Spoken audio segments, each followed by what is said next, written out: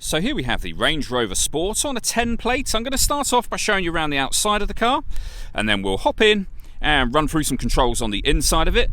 From the outside though, you can see it's a 5-door car with alloy wheels and tinted windows. Let's start off inside the boot first of all.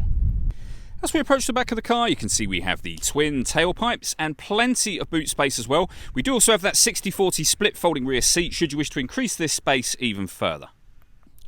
Okay, so we're just going to work our way back round to the front of the car, and then we'll hop in and run through some controls on the inside. But now that we've done a full circle of it, you can see it's in excellent condition the whole way round. Just briefly before we climb in, I think it's well worth seeing the interior from this exterior point of view. There's plenty to run through on the dashboard, so let's hop in and we'll do that right now. Okay, now that we're inside the car, we're going to start with the dials. On the left-hand side, we have the rev counter. Speedometer's over on the right-hand side. Also in the middle, you can see the total miles for this car. They are 76,527. We have the fuel gauge and coolant temperature gauge in that section as well, and a digital readout for the speedometer, and it will show you what gear this car is in. It's an automatic, of course, so we are in park at the moment. If we back out to the steering wheel, on the left-hand side, we have cruise control. Over on the right-hand side here, we have your phone and controls that will change the trip computer information in the middle just there. And then behind the steering wheel, the minus and plus paddles so that you can gear up and down manually with this automatic gearbox should you wish to do that. Over in the center, we have the main screen for the car, below which we have certain manual controls that you can access. It's all touchscreen, so we're on satellite navigation. You can see it's a nice clear colour display, very easy system to use.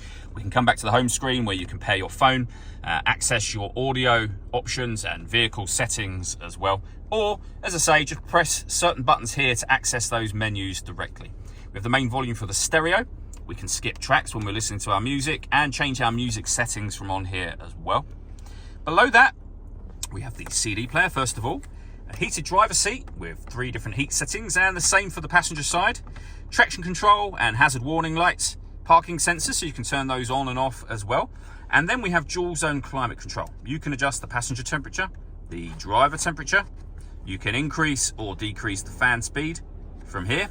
The air conditioning is on at the moment. You can turn it off, of course, and on from that button, or hit auto, which is what I had it on initially. The car will now maintain those temperatures by taking full control of the direction of the air and the fan speed.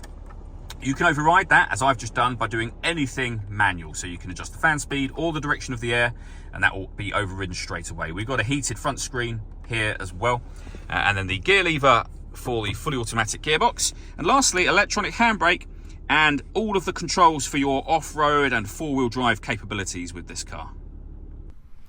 All that leaves me to say is thank you for taking the time to watch this video. If you'd like to come and see the car in person and have a test drive, please feel free to give us a call here at West Horsley Motors. We'd love to hear from you soon.